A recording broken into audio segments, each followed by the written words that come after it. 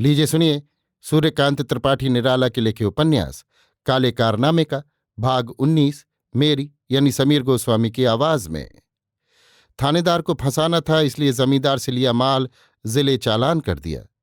हाकिम से मिलकर कुल बात समझा दी कि जिस तरह की कार्रवाई हो रही है इससे गांव बिगड़ रहा है, सरकार का पाया उखड़ जाता है। लोग जमींदार और सरकार के मातहत नहीं रह जाते, वे मामले को व्यक्तिवादी बना देते हैं। चोरी से लेकर अब तक की तहकीकात का हाल थानेदार ने समझाया।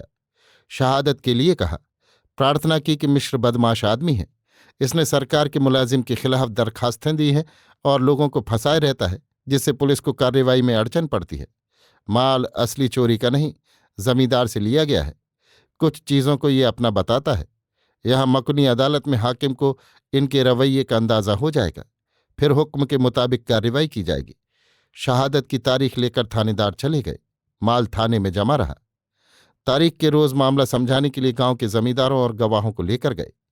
मनोहर के गांव के भी जमींदार और पास ही थे, पड़ोस के प्रतिष्ठित कहे जाने वाले प्रायः सभी लोग। इस तरह फांसा कि थाने के हल्के में कहीं भी मदद न मिले। बाहरी लोगों को समझा दिया, सरकार के बागी लोगों की किसी तरह मदद न की जाए। पहले मामला शुरू हुआ, फिर गवाहियां गुजरी। हाकिम ने सुन लिया, फिर आसामियों की तारीख ली। अपने लोगों को समझा दिया कि किसी के कान ये बात न पड़े, सब लोग सरकार के दुश्मन को समझे रहें। थाने से मिश्र जी को उनके परिवार के साथ शनाख्त के लिए तारीख बता दी। पहलवान को भी बुलाया।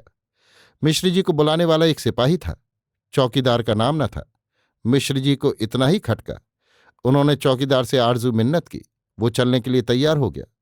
ऊंचे ब्राह्मणों से वो विनम्रता ही चाहता था। जिले में वकील की मार्फत मिश्र जी मिले, पहले से रिपोर्ट लिखाए हुए थे। दरख्वास्तों का जिक्र वकील के यहाँ था। चौकीदार की व्यक्तिगत गवाही वकील से ले ली और लोगों से भी पूछताछ की। मामला जोरदार था। वकील को हिम्मत हुई। माल की पहचान के लिए मिश्र जी की औरतें सिखाई पढ़ाई ही थी। उन्होंने उन्हीं जेवरों को उठाया और कहा, हमारी जैसी हैं। हाकिम ने अलग वकील को समझा दिया कि ये आदमी सरकार के खिलाफ चलता है और लोगों को उभाड़ता है। जो सरकारी तरीका है उसको बदल रहा है। चालाक है, इसमें शक नहीं। इसके घर की औरतें भी चालाक हैं, मगर सरकार का काम अपने ही रास्ते पर होगा। आप अदालत के सिर न हो, नहीं तो वकालतनामा जब्त किया जाएगा। इतनी आज़ादी एक मामूली रियाया को नहीं दी जा सकती। आप अपने तौर से समझा दीजिए, बाजू बचाकर। वकील ने वैसा ही किया। कहा, हम अपनी ताकत भर लड़े, लेकिन हाकिम थानेदार का तरफदार है। अगर वो चीज़ें आप ही की हैं तो आप जोर देकर कहिए, दूफसली बातें न कीजिए, अदालत को शक होता है। वकील भी कमजोर पड़ता है। मिश्र जी ने कहा, हम जोर देकर नहीं कह सकते। थानेदार की जो मर्जी हो करे, सरकार को मानते हैं, मगर सरकार के मुलाजिम की गैरकानूनी कार्रवाइयों को भी मानना पड़ेगा। ये हमसे ना होगा।